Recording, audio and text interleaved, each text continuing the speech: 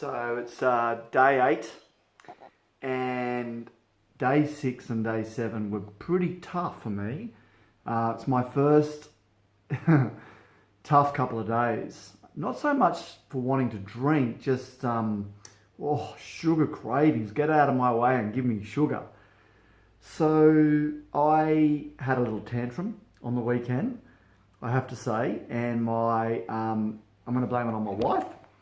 Not at all, but I'll explain what happened, because I have been wanting to get this new television for some time now, and my wife very rightly suggests we don't need it because the other TV still works, which it does.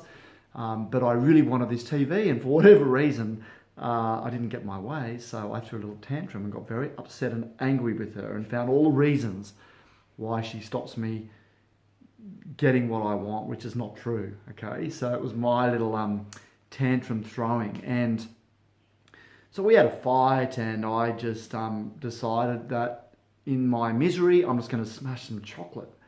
And there's a couple of things with this, because I'm allergic to dairy and I'm allergic to gluten.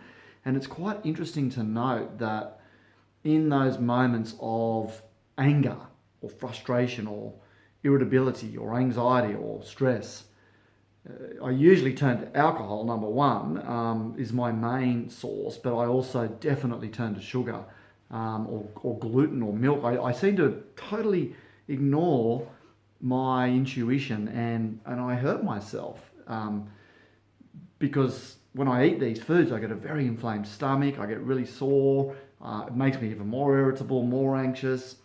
Anyway, I did it, so I'm not going to beat myself up, because it's what's done is done. But I ate so much chocolate over the weekend. 2 of these massive blocks, piece of chocolate cake, like 8 chocolate biscuits, it was probably more like 10, 2 bowls of ice cream. I just kept going. And in addition to that, I ate a whole lot of cheese, probably 250 grams of cheese, and a whole lot of biscuits with the cheese. And again, I'm allergic to milk, right? So this sabotage is really interesting. And so for me, I realise that I turned to this because of an emotion, and the emotion of anger or whatever it was. So it's so good to be aware of it.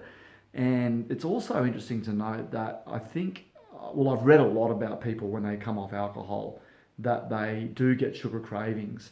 And we do this because the alcohol has so much sugar in it, right? So when you take that away, the body's still craving dopamine or sugar.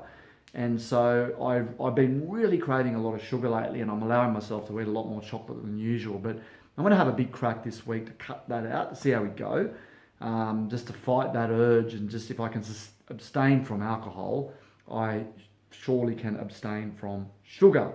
So we'll see how we go. But I thought I'd just share that update with you today.